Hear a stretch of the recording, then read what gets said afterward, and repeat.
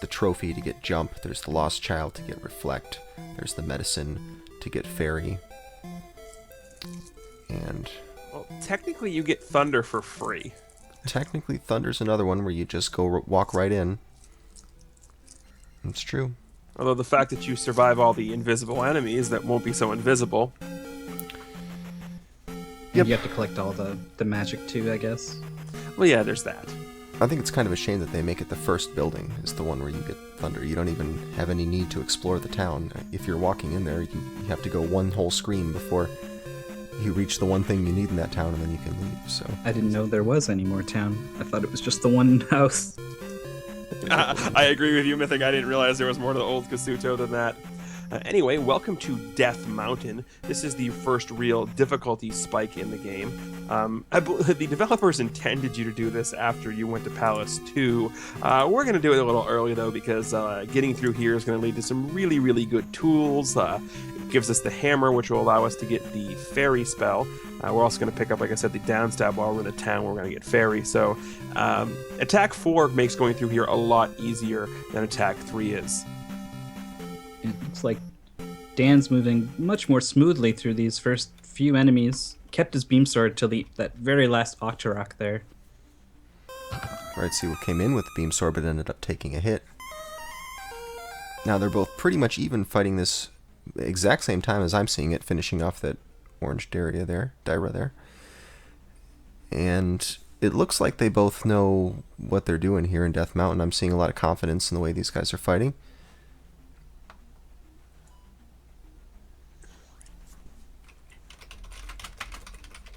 Yep. So for those who might not know how to get through Death Mountain, well, it's pretty easy. Just keep going right. No, seriously, just keep going right and you'll be fine. CWolf here having a little bit of trouble with that red Daira. And, well, red Daira deciding to win. Yep, red Daira wins there. So do keep that in mind, that unintentional death. That's going to mean CWolf can't use one of the death abuses unless he picks up an extra one up. Probably, if he's going to, would be the graveyard one up, which we'll see after the hammer here. It's also the end of our neck-and-neck synchronization all the way through Death Mountain here. Yep, Dan already making his way down this descending corridor. Gets a 200 bag from the first possible large 6-count drop opportunity. It doesn't really matter which he gets at this point. A red jar would be nice, but he's got a red jar coming up in this room that he's in right here, so it's not so important. The advantage, though, of getting a 200 bag is that, hey, it's a 200 bag on CWolf as well. The advantage is that you'll get your attack 5 a little bit sooner, maybe kill a few enemies faster. And since this is a speed run, we all want to go fast. We sure do, it's very important. And so this final cave that you see Dan in, this is the home of the hammer. Since we're continuing on the fun facts train, this is the rock to the right of level 9 in Zelda 1. Well, this would be Spectacle Rock. This is what happens 6 years later after you beat Ganon. You get to go all the way through the cave on the right-hand side to pick up a hammer. Then what the hammer is going to allow us to do is smash what was the entrance to level 9 and find that the only thing remaining there is a magic container. The rest of the dungeon is gone. We just get a magic container and we leave. When they do the inevitable Zelda 2 remake, there'll be a whole temple there. It'll be a magical moment. But for now, just a cave. Just imagine side-scrolling Patra, like this format with Patra. And see what's in the lava again. Yep. In the lava with another death. It wasn't a lava death the first time, but this time, yeah, lava death. This is the kind of tricky spot to get through, just because you don't know exactly which way that little spiky thing is called a mew. You don't know which way it's going to go. It can either go left immediately, it can go right immediately, or it can delay for a second or two and then go left or right. And that affects the way you do that room right there. I don't think we've seen any deaths in that room in this marathon yet, but I've certainly seen people die there in runs. I've fallen in there myself a few times. And to note, for those who might not know, when doing normal attempts for this category, it's what's known as a 1cc or 1 credit clear, which means you have to go through the entire game with no game overs. Problem is, this is a race, so game overs are going to happen. It's inevitable. So the rules have been slightly changed for the racing format, in so much as if you do end up with a game over, what you have to do is you have to return to the screen where you died. You don't have to return to the exact spot where you died, just the screen where you died, and then you can continue on with what you were doing. If you die on the overworld, you do have to return to the exact tile that you died on. Oh man, we got CWolf in chat. Not his favorite game today. Nope. So the extra long pause there after grabbing the jar was him taking a break to type some things in chat. Yep. Alright, we have CWolf playing it safe here, going into both of those cave entrances, so that there's no way he's going to get an encounter. Dan, meanwhile, is passing right by the optional 1-up. We've seen a lot of people skip this. I think that if you're falling behind in lives, if you've taken some accidental deaths, it's a good idea to get it, but he has not. And he gets into an intentional encounter just to the left of that boulder, and he's going to do what we call the boulder dash. That sets up the timer and the step counter, so he'll get 2 encounters right there, 2 sets of encounters at once, and nothing all the way the rest of the walk to the cave here. So that's going to be nice for him. It's not too hard a manipulation to do, you just have to know how it works. Easy every time. And by watching this stream, you know how it works. Exactly. Everything you need to know you saw right there.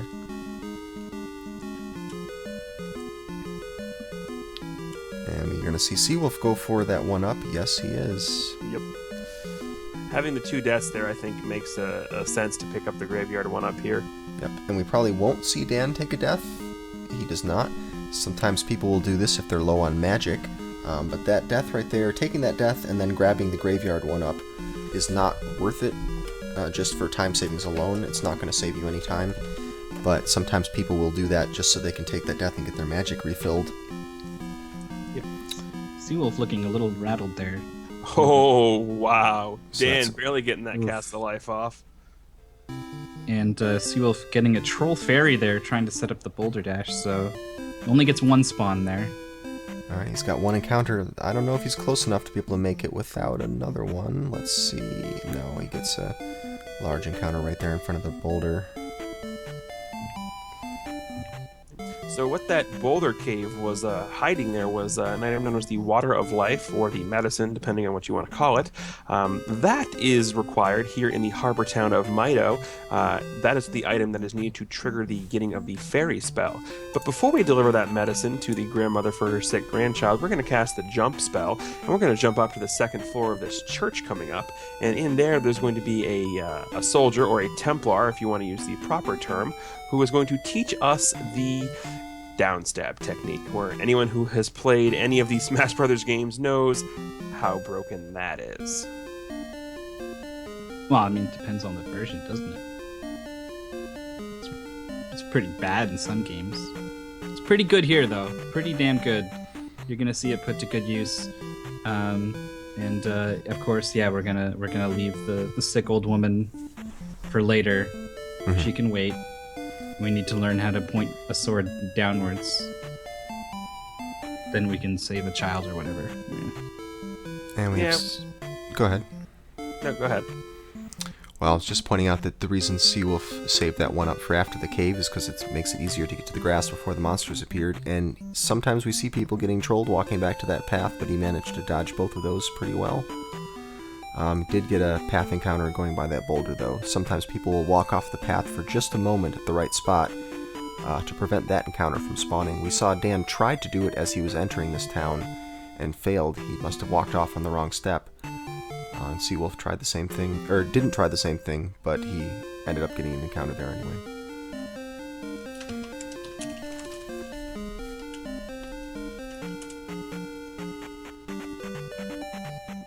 So now that all of the shopping trip is taken care of, we've got one more little stop to make on our way up to Palace 2. We're going to stop up into a cave guarded by a boulder, which is going to give us another heart container. And then we're going to be making our way into Palace 2, the Swamp Palace. I see Dan walking off the path there for just a moment. That's to avoid encounters going by the boulder. And he should have no more encounters all the way up to here. He had to walk as far north on the path as he could before cutting to the right.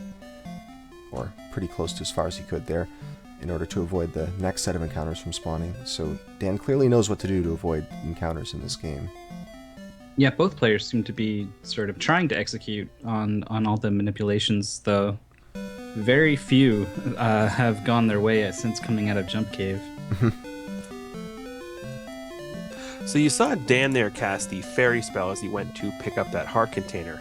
Now what that does is the fairy spell skips the Link holding up an item above his head animation, so it's going to save a little bit of time. And so you're going to see them do that as much as they possibly can to try and save as much time. The big concern here is, of course, it costs magic. The reason it is of no concern here going into Palace 2, which you're going to see as soon as Dan enters, is there's a statue at the beginning of each palace. Now, most of the I think we just lost the green leaf effect. Or is that only on my end? I think we did just lose him. Dang. And we're Still also in the losing, Skype call, though. also losing CWolf's stream. Is that happening? That also is a thing. Probably Boy. unrelated.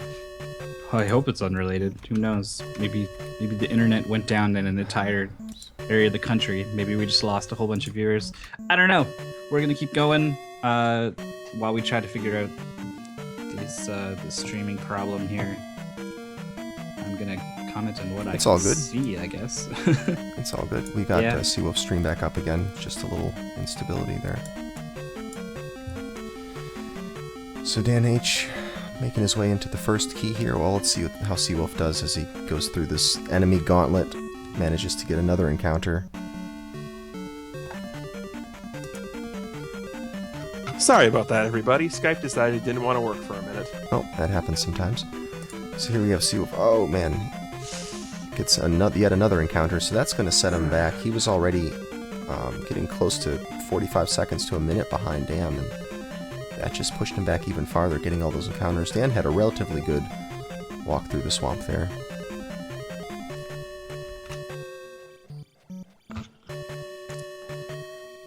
So the long drawn-out speech that I was in the middle of basically was statues can spawn red jars or enemies.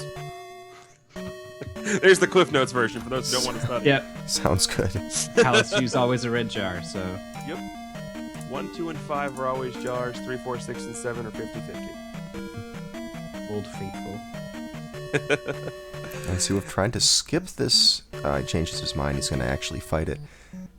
He was trying to skip that, but ended up being a little tricky to do. Going over the top is kind of hard.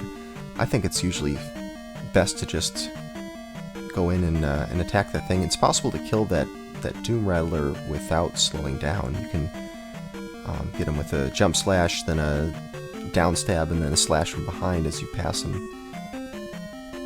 Probably a bit easier than trying to skip him by going over the top. Yeah, probably. Help me out with sync for a little bit. Let me know when Dan hits 2730. Now. And What's Dan 2730? On his timer. Falling into the sorry. lava. Oh, it's Oh, too late Dan now. fell into the lava there, Yep. and he's back. All right, let's try for 2750, I guess, on Dan's timer. Now. Okay, so just a touch behind. So we're That's fine. playing it safe through the rest of that lava room, going kind of slow. Sometimes we see players cast fairy there after they've gotten the key, and I don't blame them for doing that because that makes it completely safe. The only disadvantage is that you can't cast the life spell someplace. You can't cast the fairy spell for the item room. You do get a drop from this, a red potion drop from this statue head on the wall, but chances are you're going to be using that to refill your health either way. And that's not the first of those bridge lava rooms. It won't be the last time we see a death in one of those. And any room involving bridges and bots and lava is never a good thing. Yeah, CWolf having a little trouble there, but he managed to get through. The bot fortunately just jumped right into the lava and he didn't have to worry about him. So you see here, Dan is making his way to the item here of Palace 2. This is the not so subtle at all Handy Glove. What the Handy Glove does is it turns Link's sword as hard as his head. No, seriously, Link's head can already break blocks when they land on it. However, Link's sword can't until he puts this glove on. Very handy.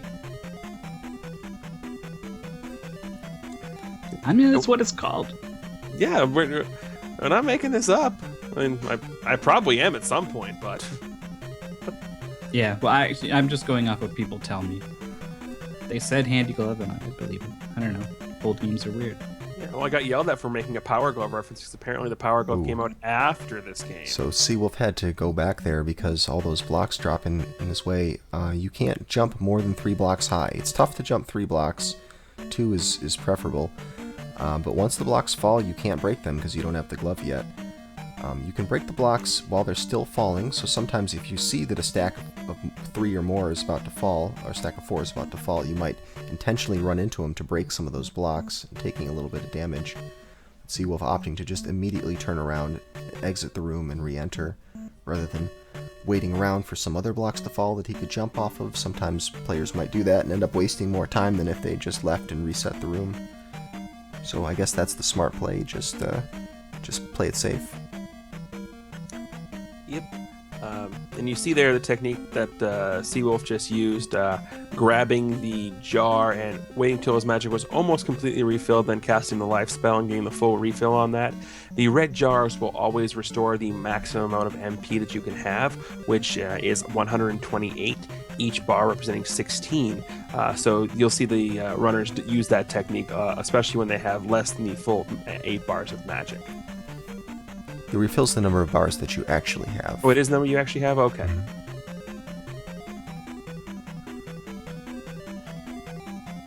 And CWolf skipping some Stalfoses. He skipped a bunch of things. I think he was skipping the orange Iron Knuckles earlier. I can't remember, but I know he skipped a few other things that he could have gotten. He skipped the 50 bag that he in the falling block room on the way back. You did get a lot of 200 drops in Death Mountain. Yeah, I don't think he really needs that much more experience. He's 523, so he only needs to be above 200 entering the Helmet Head's chamber. Do you think he's gonna need something more than that to catch up, or can little things like that building up over the run get him back in this thing? I think that small things building up could help. A death or 2 from Dan doesn't have to be a game over, but maybe an unintentional death could make the difference. He still has enough lives that he can do all the rest of the death warps if he wants to. If he wants to do all the ones in... Wait, did he fall in the lava here, or what? How many deaths has he had? CWolf has had 2. 2, and he picked up the one up in the graveyard. Right. So then he still can do all the rest of the death warps if he wants to do the rest of the game with no buffer lives. Yep. Meanwhile, you see there Dan making short work of Helmet Head and getting the full or the maximum bonus from the shrine there. So he is going to be at attack 6, leading Palace 2, which is right where he wants to be. CWolf approaching Helmet Head's chamber well over the 200 threshold, even over the 300 threshold now. So he'll be getting the maximum amount that he needs, or he's going to get from Helmet Head as well, or not Helmet Head, the shrine at the end of the dungeon. Palace. I was going to say Dan did a good job avoiding encounters coming out of the palace there, but ends up with a graveyard encounter. Not too bad, but I think he was hoping for a little better. Yeah, I'm not sure if he was trying to do the tomb walk. There's a manipulation, getting an encounter in just the right spot in that swamp, and then walking a certain path to be able to get no encounters all the way to the tomb there. I didn't see where Dan's last encounter was, though. He might not have been in the right place to set it up. He's going to go back and pick up that 200-point P-bag, though, in this little cavern directly to the south of King's Tomb, and that's going to lead us to Palace 3, the Island Palace. And there we go, he enters the Island Palace. Nice little encounter dodge on his way in there. Also, a red jar there. Jar, yep. Yep, that one's not guaranteed to be a red jar. He might have been facing an Iron Knuckle instead. He's not really doing too bad in experience, so he doesn't need to kill anything except what's in his way. That's why I was a little surprised he went back for that P-bag. Yeah, he doesn't really need it. Sometimes you're not really thinking, exactly what your XP situation is, and then all of a sudden a thing drops, and you're, oh, wait, right, I forgot about that, and you need to make a snap decision. The safe one, which he can sort of afford to make here with a minute lead, is to just get all the experience he can. The safe decision is always pick up the shiny objects. I play it very safe. Yep. Every day.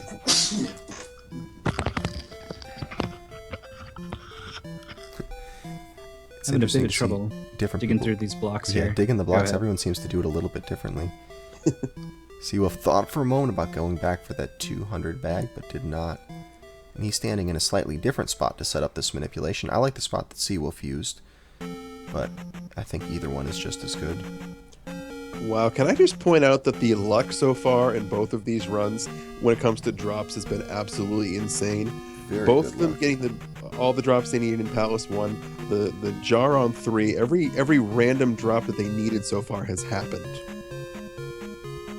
Yeah, times 2, that's, 2 to the power of 6, 7, 8, depending on how far you want to go with it.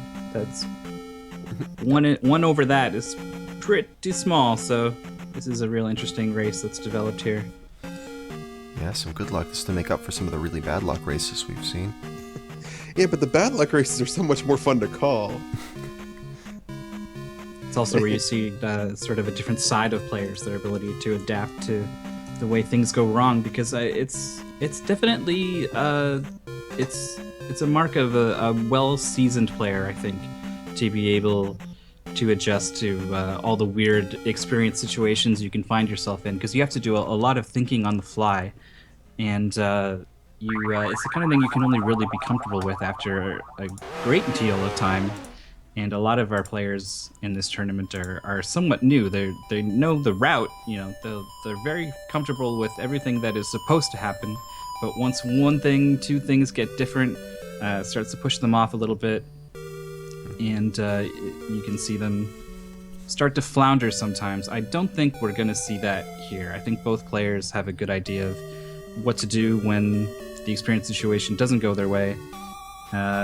Because they just manipulate luck with their sheer force of mind, basically. That's what they're doing here. They're just grabbing every P bag they need to make it work. Now, I think they have the ability and the skill and the know-how to get through here, even if things go bad, maybe an accidental level that screws up all the experience planning.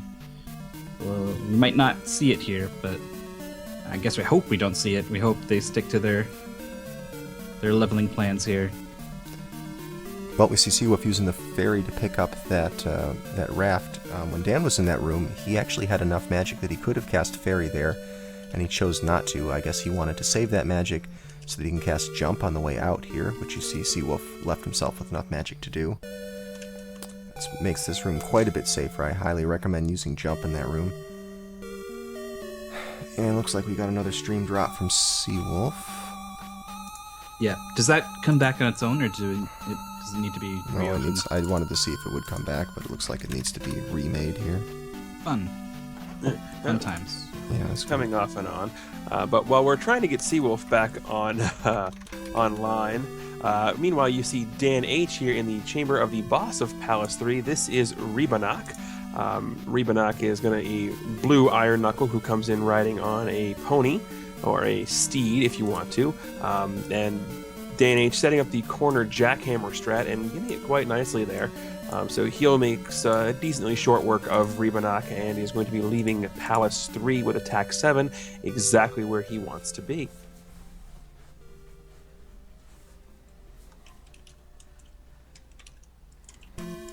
Alright, this is a pretty tricky one to get there, and any kind of encounter manipulation walking off this island, but managed to get very favorable spawns, stayed completely away from him.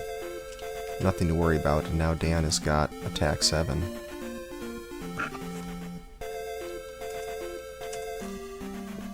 So he'll be making his way back up to directly south of the town of Maida, where we picked up the fairy spell earlier.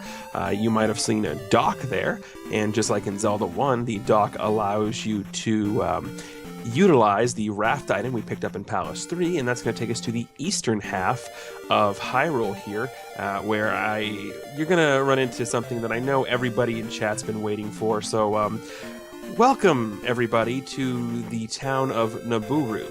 Here we go. Yep, in the town of Nabooru, we have to pick up another one of the spells. It's the 100% category, so we're going to pick it up. This is the fire spell. Fire in itself is fairly useless throughout the speedrun just because it really doesn't do a whole lot. But more importantly, the reason this is such a horrible thing is because of the way you have to get the fire spell. This fountain that you see Dan at currently, you got to pick up water from it. And then you got to give it to this woman who lives 20 feet away from the fountain. Yeah. In order to pick up a spell that you don't really have any use for, you have to get a lazy woman some water. And she's just this nice old woman that wants to do something for Link and just, you know, doesn't want to make him run across the countryside and find a medicine no one knew was there. She just says, just go get the water. That's fine. It's good enough for me. Come on. Let's get you on your way. You can see my basement sage that I keep in my house, as people do. Yeah, my basement sage. That's good. Pretty sure we lost CWolf again. Yep, that's right. We're just gonna we'll just let it happen. Yep. He'll come back up as soon as he comes back up, and we won't worry too much about it. Meanwhile, though, you see Dan making his way through this cave. Now, that enemy he just bounced on, that's a River Zola. That is one of the enemies that fire is required to defeat. Now, coming out of this cave, you have two options. You can go east or west. East is the correct answer here because that's going to take us all the way over to Maze Island. Now, Maze Island is a bit of a troll. One, it's a maze. Two, Nintendo decided they're going to have a little fun with you because you're going to go over here to Maze Island. And you're going to see that a palace is there. That's Palace 4. If you make your way through Palace 4 without doing anything else, you're going to get to the end and be like, hey, I can't beat this boss. So, yeah, you got to go to this part of Maze Island. You can cast Fairy here because it's the American version. You can't do this in the Japanese version. But you're going to go here and rescue this child who was kidnapped by that orange Lizalfos. With that, Dan taunting the Lizalfos as he flies back with Fairy.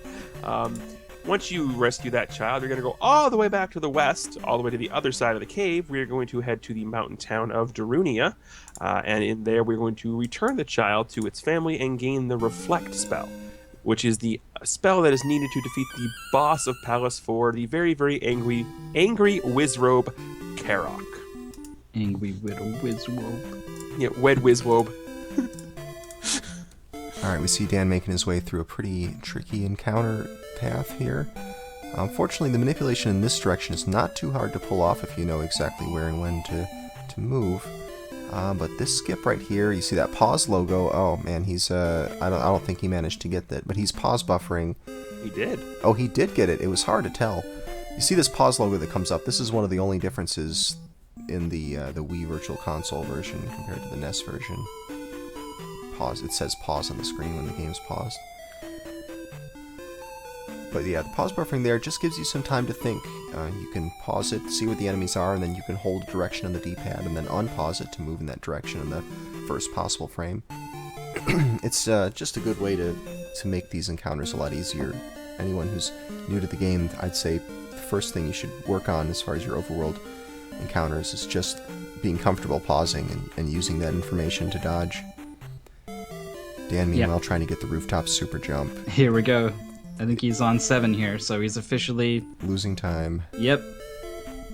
But if you go for it once, there's no reason not to go for it twice, 3 times for it. Just keep doing it. Unless you feel like it's in your head and you're never gonna get it, then maybe bite the bullet. I guess stop at some point. But yeah, Dan gets it eventually. Lost a little bit of time there, but I don't know. It's gonna take more than that for CWolf to catch up. Although he is still keeping pace with them pretty well. Still about a minute or so behind, a little over a minute behind, but not really losing any more time. Well, it's not going to help. He is now. He is now. Missed encounter skips. Yeah, missed encounter skips not helping. This is not what he needs here. Maybe The more this kind of thing happens, the more he's going to be hoping for a really bad death or something on Dan's race there. Yeah, I think he is still hoping for that.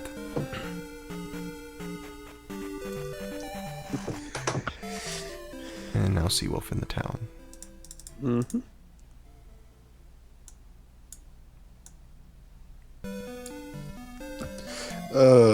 Chat has degenerated. CWolf making that jump pretty quickly there. So that's a nice little time gain for him. Yeah. Dan is just finishing with the second item in this town, as CWolf is getting the first item in this town. So, again, they're still, I'd say, between 1 and 2 minutes apart. Let's see how Dan's return path goes here. First encounter skip, looks like he's got it. Almost let it get away from him there, but... Yeah. Yeah, it was a little rough, but it worked. And the second one, he's hoping for someone to help him out there, and he gets a back encounter, so... See if he moved. I don't think that he did. It is technically possible he could have. He says, forget it, I'm not going to wait around for the monsters to appear, I'm just gonna move forward. We've seen a number of players do this. I think I've even seen ProJN skip this thing, not even trying for an encounter. Alright, this is the tough one. Let's see if he knows where to pause buffer. He was a little too early. Nope, he didn't know the spot. If you get that encounter, instead of skipping that encounter, you begin walking from a different square, so you have to know that the spot where you pause buffer the second set of encounters is changed slightly. And so here it's just improvisation from here on out. He's waiting in the grass until the timed monster spawn happens, and he was guessing again where he was supposed to pause buffer for the step-based encounter, and guessed wrong. And looks like CWolf gets a nice clean encounter skip. Yeah. Now Now making some big time here on this forest walk. Yeah, absolutely. Dan, meanwhile, making his way through Maze Island Part 2, and he'll be taking the long way around. 1, to pick up a required magic container, and 2, it's actually the shortest time-wise, simply because there's only one forced encounter tile, where the short paths actually have more than one. So even though it looks like we're taking the long way, we're taking the shortest time-wise.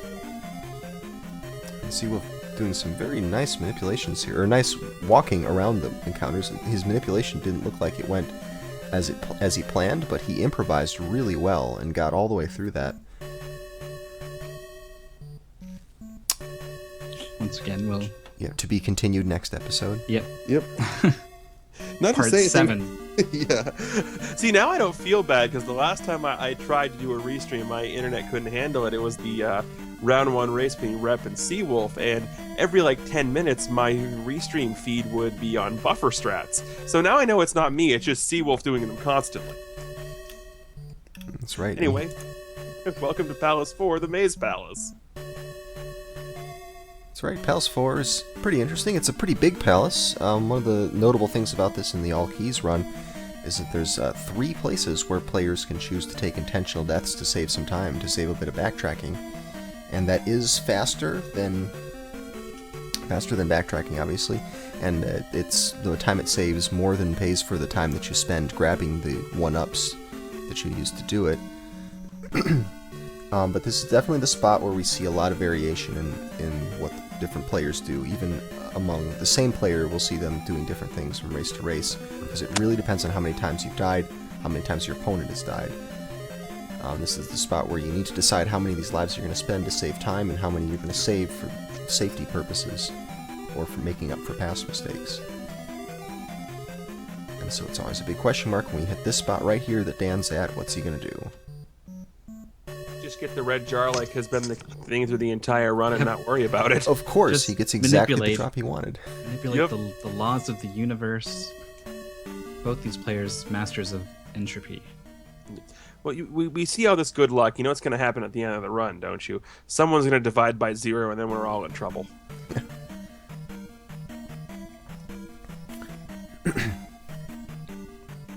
So yeah, that red jar has been a deciding factor for a lot of people, whether they want to take the death there or not. And we've seen other players just decide that they're not even going to check for the red jar, they're going to take the death, or they're not going to take the death, and it doesn't matter to them what's in that statue. Dan H grabbing the boots, but not casting Fairy.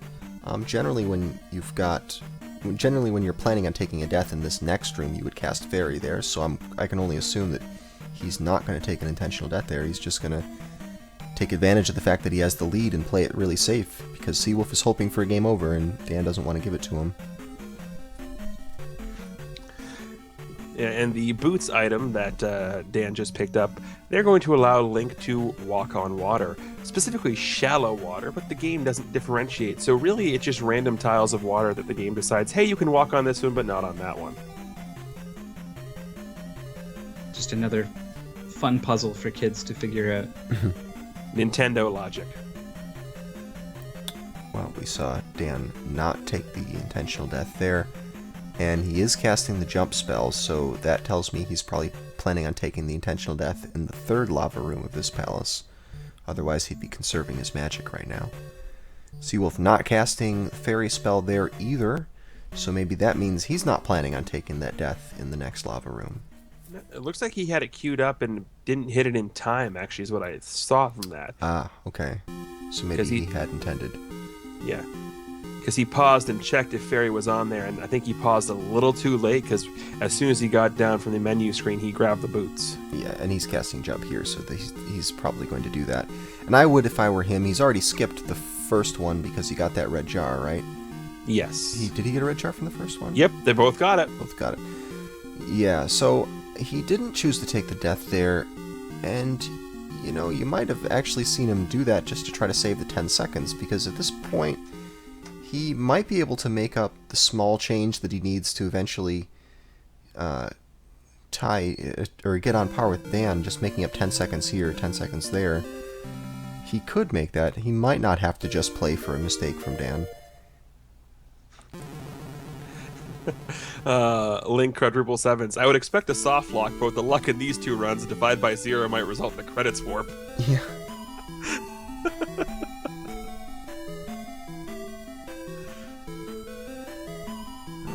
I was gonna try to point out the digging through the block strats by CWolf there, but his stream buffered and covered all of it on my screen.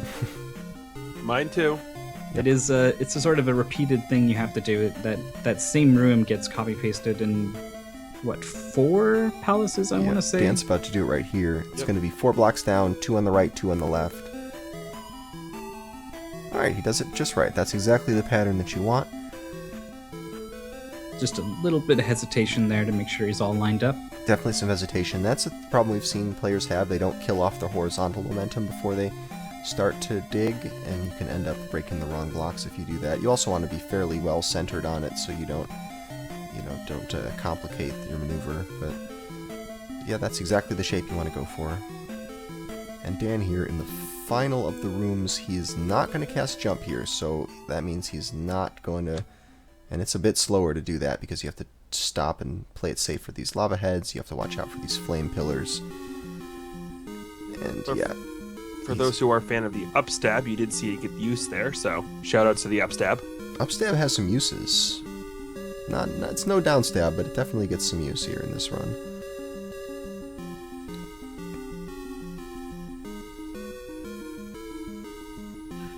And CWolf makes the right pattern in that block room as well. But yeah, we have Dan here trying to be really conservative of his magic. He didn't cast the jump spell there, which most people would have if they were planning on taking a death. But he wants this magic to last him all the way through Carrick, and Carrick, you have to cast the reflect spell on that. That costs 5 boxes of magic. So he can afford to cast jump someplace, right? Or maybe not quite. I think he's a little bit short from being able to cast jump there. I think so. What did he cast to get it to where it is now?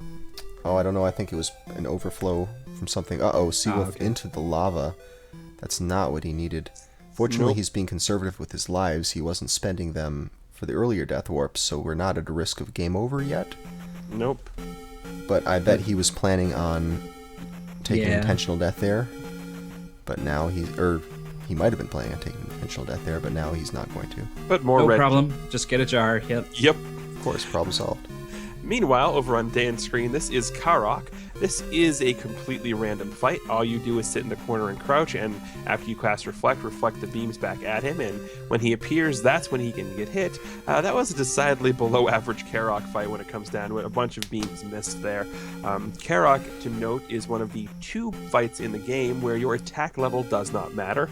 It takes 8 hits no matter what to defeat Karok. The other one in the game, of course, being the final boss. Meanwhile, though, you see Dan placing this gem into the shrine, not the shrine into the gem, the gem into the shrine. He's going to be getting up to attack level 8, and we're also walking on water. That's right, the game gives you a nice little exit there. You can just walk along the stream. If you don't know what the boots do, though, you might walk out the way you came in and waste all that time, and then find out later that you wish you had known you could have just walked out along the stream. But Dan here entering Palace 5 just as CWolf fights Karok. Let's take a look at how this Karok fight goes. That not so good so far. Well, I don't know what to think of this fight. No, that could have been a lot worse. That was faster than Dan's fight for sure. Yep. He's going to need every little scrap of time here because he's running out of game to make up time, basically. And Dan's been playing super safe, so it's not like Dan's going to serve him up a death on a silver platter here. Right, and Dan did not forget to pick up this key, which so far hasn't been assigned a name yet. I thought it had. No, I don't think it has. I think there's no name for forgetting that key. You're gonna make me say it, aren't you? No, we'll just leave it ambiguous. No.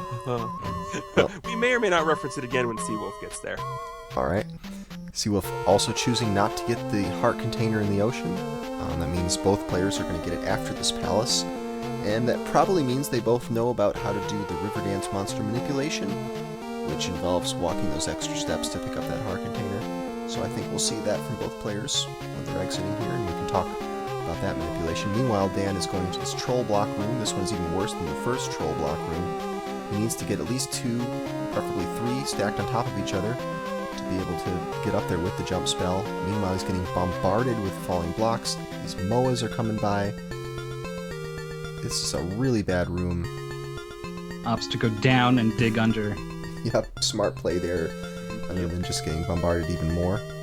Yeah, the trick with that room is when you get to there, you want to start jumping for the key, because you're like, I can get it now. But while you're jumping up and down, if that third one is there, it's going to hit your head and break, and you're not going to get your third one. So if you're not very good at it, you might decide to always wait for 3, but he was going for 2 there, and it looked like it wasn't really going his way. Gets up there eventually, naturally. Yeah, fortunately there is a lot of magic refilling going on in this palace. There's a number of red jars you can get, and magic, well, I mean, life is not really at a premium because you can always cast the life spell and refill that and get your magic refilled. So we haven't really seen much of a risk from this room going badly for any of the players in this race. It's mostly just a waste of time from just taking a long time to get through the room. I didn't quite see how CWolf got out of that situation, but he did get to the key pretty quickly, so... Yeah, that room, again, looked better than Dan's RNG. Absolutely. Compared to the first block room that CWolf had, I guarantee he takes that one any day of the week. Right. It's true. You had to turn around for the first one and re-enter the room. Well, Dan coming up on the flute, which is often called the plunger, because that's what it looks like. And we'll see if he casts the fairy spell to pick that up. Nope, he's going to cast the life spell. Yes, because surviving saves more time than fairy. That's true. Fairy will save you a few seconds, but any death that you take in here is going to lose you way more than that. Also, nice jackhammer there on the blue iron knuckle. That's right, the jackhammer is the technique where you get above an enemy and spam the down stab attack. It only has a 1-frame animation, so you can use it pretty much as fast as you can tap down on the D-pad, which is actually kind of hard, so you're probably not going to see too much more than about 5 times a second, but that's if a second's what you got, you can kill those iron knuckles there. I don't know if we're gonna see some jackhammers on some bosses. You get an opportunity to use it on a couple bosses, and it is the fastest way to kill them if it goes well. CWolf getting bounced around by these Magos. This is a tricky, like a deceptively tricky room. Most of the time you run through there, the Magos appear behind you, and you just keep going, and it's no problem. But if one of them does get in front of you and places the fire such that you have to wait, suddenly another one is going to spawn, and he could be behind the Mago or on top of them or on this fire and throw another fire down. And then you've got all the other enemies catching up. So that room can get out of control really quickly, and I think he did a really good job keeping his cool and getting through there. Yeah, absolutely. And shout outs to Dan for the hype key grab. The old bad break special. Yep. Hey, I thought we weren't mentioning his name in this palace. He told me Yeah, he's associated with grabbing keys in this palace, or one way or another. Yep.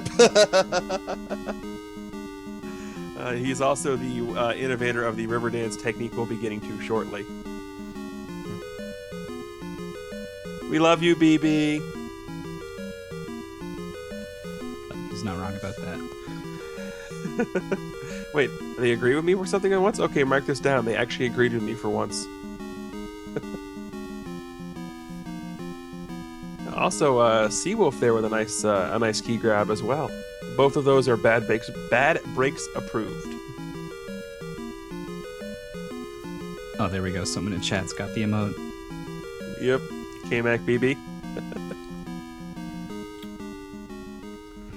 Dan going for the final key here. Looks like both these players are doing pretty well on experience.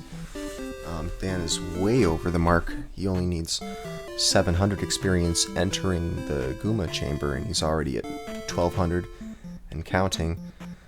CWolf a little bit lower, but he's going to reach his experience target with 844. He also needs to have 700 entering the boss chamber. And yeah, he's pretty close to it. He's just over 300 away.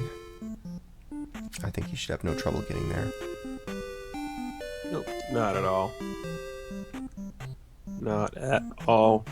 This is a pretty easy palace, to be honest. There's not a lot of challenges to it. There's that troll block room, of course. But really the only challenge here is dealing with these Magos. And navigating it, because this is also the first palace in the game that isn't linear. There are actually dead ends. It's true, there's a lot of dead ends. Invisible walls in one of those dead ends. Mm-hmm. Yep. Anyway, over on Dan's stream, this is Guma, and we're not going to see a jackhammer, at least from Dan. It's fighting with some really basic strats. The crouching slide stab. You just slide your way in and crouch stab him. And that pushes him back and you back and gets you out of the way before he shoots his mace. It's a nice, safe way to do it. I like jumping and coming in that way, one hit at a time, jumping slash, but this is another perfectly good, safe strat for that boss. The more advanced strats involve jackhammering or bouncing over Guma to come at him from the other side. But meanwhile, we see Dan here going in for the heart container, and we can talk about the monster setup here. What he's going to try to do is something that we call the river dance, which is named by, I think JN gave it the name and Bad Breaks discovered it. But essentially the way that encounters work in this game, there's two sets of encounters that you have to deal with. One is based on a timer, and that timer starts when the music starts going, so you can always tell by the music when the encounters are going to happen. And the other encounter is based on the number of steps you've taken. And one of those encounter sets won't happen if you're on a square that can't spawn any enemies when that thing triggers. And so taking those extra steps that he did there is going to make it so one of those encounters doesn't happen and the other happens right there the moment he walks off that path, and then nothing appears all the rest of this walk down to the River Devil. And he doesn't get the fence skip.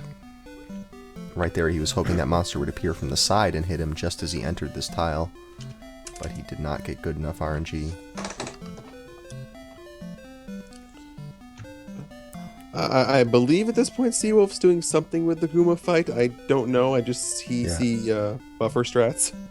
Right. I don't think he was going for jackhammer strats, but I think he downstabbed over the top of Guma to get to the right side of him, and was doing, I think, jumping low slashes as he fought him from the right side. And it looks like he accidentally took life 5. Yeah, that's going to be a bit of a problem, so he's not going to be able to... I don't know if it was an accident or if he was just really low on health and didn't want to die, but No, that's going to mess up his leveling. He's not going to be able to take... Normally you'd be able to take Magic 6, and Life 5 and 6. Magic 4 from 4 to 5 to 6, and Life would go from 4 to 5 to 6.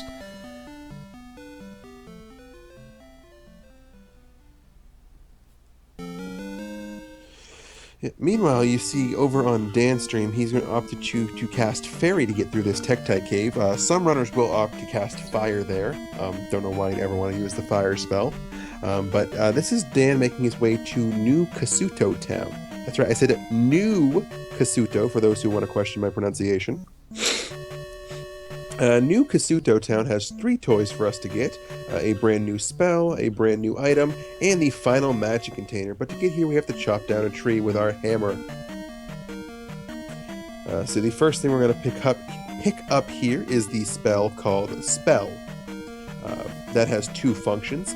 The first of which is to, well, get you an item here in town. We'll cover that a bit later.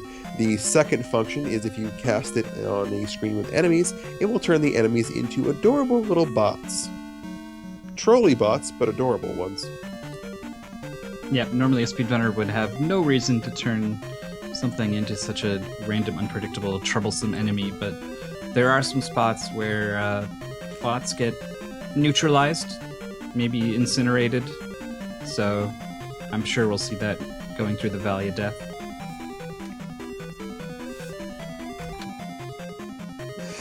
So the other function of the spell called Spell is going to be apparent right here on this blank screen coming up. We cast the spell, and we cause this shrine to appear. This shrine houses the magic key.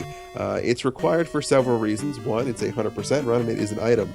2, it's an all keys run and it's technically a key. 3, and probably the most important one, there aren't any keys in Palace 6, so if you want to get through, you kind of need it. You kinda need it. And, oh yes, the final thing we're going to pick up here is the 8th magic container. And you saw Dan casting Fairy to pick up the magic key. He's going to do it again to pick up the magic container. And the reason is that both casts of Fairy here are free, simply because a magic container will refill your magic meter. Meanwhile, we got CWolf using fire strats through the cave, killing those Tektites. There is a reason why you would want to do it, though it's a pretty edge case scenario. Basically, you're killing big 6-drop enemies to manipulate a 6-drop count, and I'm guessing based off of his life and magic situation that he could definitely use a lucky, well-placed refill in Palace 6. There's normally not a lot of places to get magic in Palace 6. So you end up being a little magic starved. So if he can set himself up with a timely drop here, that could go a long way towards catching up in the late game here. Yeah, it might also remedy his experience situation. He lost a lot of experience by not getting the big bonus at the end of Palace 5. So now maybe just making a little bit of extra experience could help him. I mean, certainly he could get that 1500 experience from enemies that he kills along the way. Meanwhile, we got Dan dealing with some monsters in a really tricky to avoid spot here. You're in the woods, the monsters will spawn really close to you, and it's much harder to dodge them, so people will sometimes pause buffer and try to slink by them. We saw Dan try that pause buffering move right there, and didn't quite get the timing of it right, so he got 2 encounters on his way to the heart, and if he knows how to do this last part, he won't get any more encounters on the way to the palace. It looks like he does know what he's doing. Mm-hmm. And hopefully won't get hit by this monster. There Get we in go. there. In Palace 6. Palace 6 is the Hidden Palace. It was hidden before. It was. You had to blow the recorder in that very specific spot at the point where all 3 of those rocks meet to cause the Hidden Palace to appear. Throwing a call out to level 7 of Zelda 1, where you had to blow the recorder where fairies didn't live. Oh, is that the quote you get Yep, for that key? there are secrets where fairies don't live. I found that one totally by accident. I only played Zelda 1 for the first time like 2 years ago or something, so I streamed a blind run and lots of people were very, very cooperative in not spoiling things for me, because I know it must have been really frustrating in certain spots, these old games. This one is definitely no exception Yep. either to some of the archaic, just cryptic BS that they expect you to figure out. Oh yeah, and just to be fair here, all you guys are, I'm here, I'm coming to all of these things, I'm throwing out all kinds of commentary, I'm trolling everybody, and Dan falling into the pit of shame. Uh-oh, that's going to set him back. Falling in Yeah. this direction, he actually has to backtrack. It's not as bad falling in on the way back, and we've seen a couple people do that. But now he's got to walk all the way back and then up again. And I'm wondering what's going on with Dan's experience situation right now, because he did take Life 7, which I don't know if that was part of his plan. A lot of people don't take Life 7. They'll stick with Magic 6, Life 6, and then get some upgrades after this palace is over, but I'm not sure if he's going to have enough experience to get the big bonus. 2,000's a lot here. It looks like he's aiming for 877. Yep. You're going to get 7,000 from Barba. You're going to get 7,000. I'm sorry, 700 from Barba. Yeah, 301 from Rebanak, and then another 301 from Rebanak. He'll probably make it. It's pretty close, but I think he might make it. Yeah, it is definitely cutting it a little close there.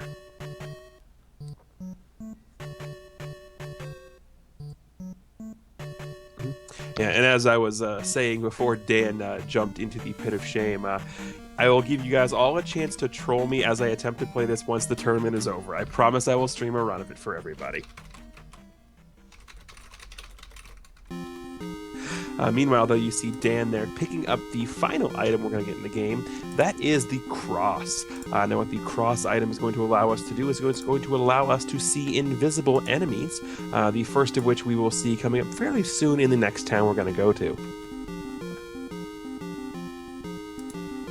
So, Dan actually needs 4,000, not 3,500. 3,500 is the next magic threshold, but the next life threshold, which is what he needs to pass here, is going to be 4,000. So I don't know that he has that amount of experience available to him. So we might just see him taking the palace bonus for either Magic 7 or Life 8. Yeah, Rep in chat says he actually he sort of aims for 877. I don't know what the particular reason is. I guess what does it let him take a magic level up in this palace at a better time by delaying it? I'm not sure. Is he going to even be able to get 3,500 in this palace? I don't think that that's going to happen this time around. I mean, he can certainly get 877 after this palace is over using the bonus, but... So basically keep an eye on when he gets his 7th magic level here, and that will probably tell the tale as to why he goes with an 877 rather than a more traditional 886 or some other... We've seen 7 something. Yeah, 788. 788, Mm-hmm. 886, 876, depending on how level ups work. But if he can manage to get up to the threshold he needs, which technically going into Barba is 3,300, because you get 700 from that, which puts you over the 4,000 threshold. So if he can get to 3,300, he will make it over the 4,000 threshold. Yeah. He'll be able to get to 9,000, He and won't. then he'll be able to take Magic 7. Yeah, there's not enough experience for that. What he could do, he I think can get 3,500 by the end of this palace, and then so take Magic 7 and then use the palace bonus, which will bump him up to enough for Life 8, I guess, would be the next one. Yeah, or just not bother with Life 8 and just wait to get to the 6,000 for Magic 8, I guess. Yep. I suppose there is an advantage that we're overlooking, and that's, as a newer player, it just gives you less to worry about. You're just not going to get it. It's okay. It's true, but you really do want to get Magic 7 at least for Palace 7. Trying to do it with Magic 6 is a lot harder.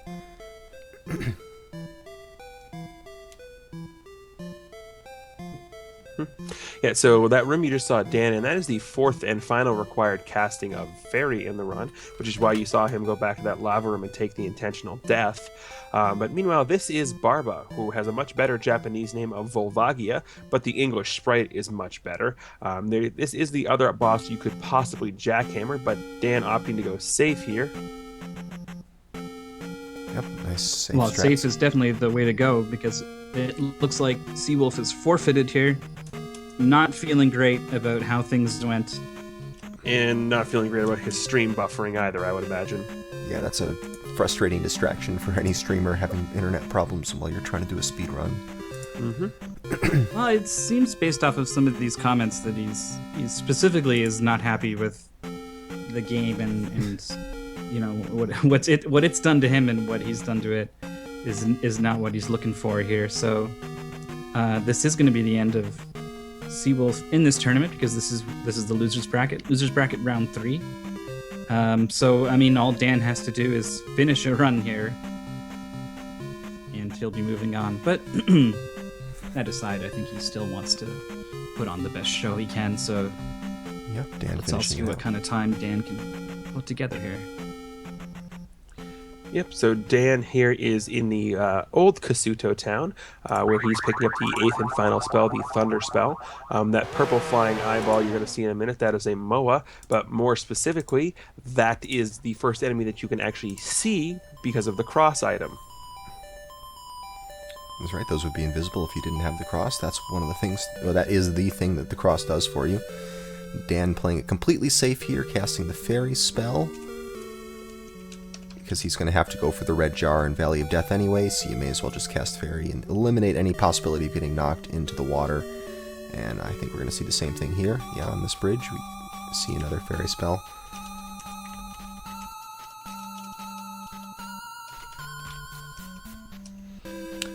Now what he's going to do is walk off the path and try to trigger an encounter on the path right there. Then he's going to walk up to this first encounter on this fixed encounter here and try to trigger an encounter so he can skip that, and he does. He skips that first fixed encounter, gets this red jar to refill his magic, and now he's got a random encounter to deal with. He's going with spell strats, using spell to turn those Moas into bots. Makes this room a little bit easier. And now here we have another fixed encounter to get by. Nice monster spawns, he just goes right into it, casts spell, and he's out safely. Nice safe strats here. Yeah, absolutely. And you're going to be seeing this throughout the remainder of the Valley of Death here, mostly because the forced encounters are just an absolute pain. So if Dan happens to not get any of the encounter skips, which he is batting perfect on so far, you will see him exit the forced encounter and attempt to retry the encounter skip. Yep, and he can only cast spell one more time, so it will be interesting to see what he does here. I like having jump in this room that he's in right now, just because this gets kind of hairy, and jump usually means you can go through without stopping or taking a hit. Sometimes I like to have spell right here to turn this scorpion into a bot, but Dan gets that perfect little jump and squeezes between them, does the scorpion squeeze, and he's out of here. The new dance craze that's sweeping the nation. Do the scorpion squeeze. Alright, and he gets a great spawn for that. Nice, easy encounter skip. Uses his last shot of spell right there. And here we go. In this cave, we sometimes see people stopping to kill these enemies because they're trying to get their experience up to a certain amount to trigger a level up in magic. But Dan is not using those strats. He's coming in here with magic 7, and there's no possibility for him to get any more level ups past this point. And, welcome to Palace 7, the Great Palace. Oh, it looks like Dan is just noticing CWolf forfeited here. He was just trucking, making sure he gets through Valley of Death okay. And now he's sort of the runner, that you don't see your competitor in your peripheral vision, and you start to turn and be like, where is he? And you end up crossing the finish line backwards. Meanwhile, this spicy chicken being extra spicy tonight and trolling the crap out of Dan. Man, absolutely Cajun levels of spice there. Absolutely. That spicy chicken's been eating some ghost chili. Alright, he's past that thing. I didn't see how many lives he has left. Does he 2. have... He has 2? It Yes. said 2, so he's got one more time he can die. his nice safe strats here have got him that What is he extra doing? life happening? of buffer. Is he clipping? He's trying to do some weird clip here. Okay. Just showing off. I think, is he trying to get the elevator to the point where he can just fall down the hole? I don't think that works. Does it? have I've never no seen someone idea. do this. This is a fun... Okay. I wonder if this is a virtual console only trick. It might be. He does do it. What? Okay. Okay, that was kind of And interesting. it kicks him out of the palace. All right. Dan figuring that this Look, the race is elevator- his. He doesn't need to worry about it. So he says, "Hey guys, No, he's look stuck. what I can do." And wow, the elevators are all messed up now. So wait. So is he going to be able to fix this now? He did leave the screen normally that time. You need to die to be able to fix this. Oh no, he did fix it. Okay, there we go. I was worried that he Okay. was going to need to like force a game over or something to undo all that. But Yeah, that was a fun I was like, little- I was like, well, that was cute, but now we gotta wait 3 minutes for you to walk back to the Great Palace. But no, we're okay. We're back in it. We're And, good. Fun time is over. Dan now showing off that there is a little hidden hole there in the floor, so that's why you see people jump at that pillar. Taking this way back out. That was good. I've seen Glitched Palace 7 before, but I have never seen that.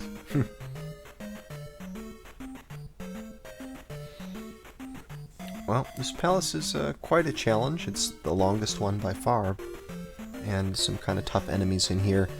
When you come in here with enough lives, knowing that you don't have anything to do after this, if you come in with high enough magic and some extra lives to work with, it should be a pretty safe palace. And he's just going to skip that thing. There's also a couple of red jars that he has a chance at getting. So yeah, not too much that could go wrong here. He should be able to finish this out without having to continue. Scott Bicula could still go wrong. Yep, still could. Hopefully won't lose both of his remaining lives, though.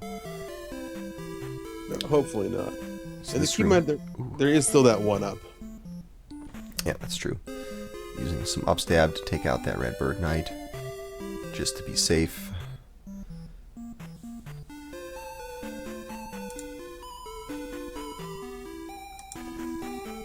Going for a red jar here, walking through this wall. Anytime you see one of these elevator shafts, there's a hidden passage in the wall. You cast jump and try to get up to that statue, which is a 50-50 shot at being a red jar or a bird knight. You got the red jar first try, though, of course, because that's how this run has Yes. been going. Yep. What were you expecting? I don't know. I don't think I've actually seen a monster spawn from one of the 50-50s yet. Yeah, not yet. Well, that would be undesirable. Why would that ever happen to him? Well, let's see if it happens here. Is he even going to Doesn't look even for need it? to. Not even going Whoa. to look for it. Okay. There was a red jar there that people normally do try to grab because you don't have to cast jump to get to it. You can just upstab as you go by. It doesn't take any time. We're going to see him fight Bicula the nice, safe way.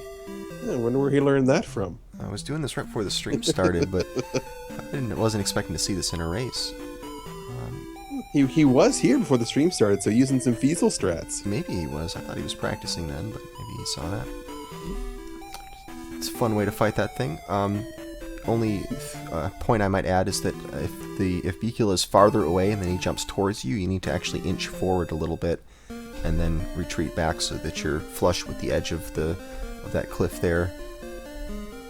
It's hard to explain, but you have to move forward a little bit sometimes to hit him. Meanwhile, shoutouts to the curtain designer of Hyrule, because no matter what happens in these palaces, the curtains are always there. They're mithril curtains. Mithril curtains. Got a little bit of a hesitation going on here, but here we go. He gets a bad pattern, gets a Bird Knight to jump forward. That does happen sometimes. Hard to deal with. I would just wait around. Oh, he's going to fight him.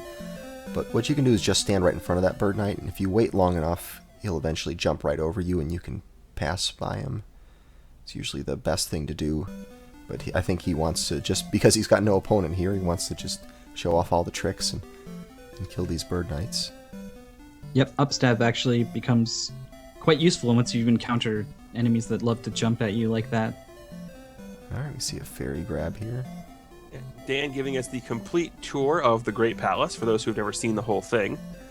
So we've seen the hidden elevator red jar, we've seen the ferry. We're not going to see the one-up off to the left, but... And of course ferrying in this last corridor, because he's going to need to take a death or get a red jar or something like that to refill his magic anyway. May as well ferry past that thing.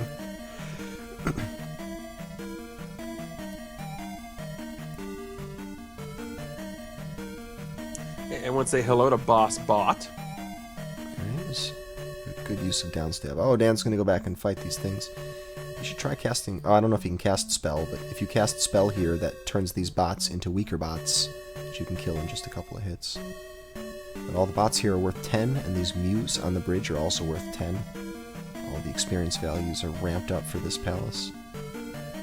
I wonder if those skull bubbles are worth more as well. No idea, but definitely going for the red jar here. It's 50-50 shot. Oh, for once! And he's choosing to kill that thing instead of walking off the screen. If you are going to kill that thing, what you should do is don't move after you've broken the block and spawned that thing. And you can just stand there and hit it, and it won't come out of the block, so it'll be stuck in there. But he goes digging for the second red jar that's back there and manages to get it first try. So coming up here is the penultimate boss in the game, Thunderbird. Now, because we are at Magic 7, we can't cast the full repertoire of spells we want to cast.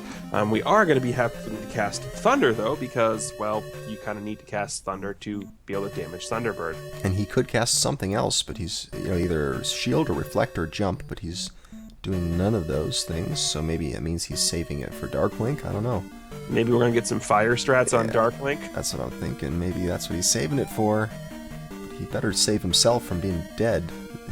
that's what he should be worried about. Always a good choice is to save yourself from being dead. There you go. Yep, you almost got Thunderbird kind of out of sync there, but managed to get him back towards something resembling the normal pattern.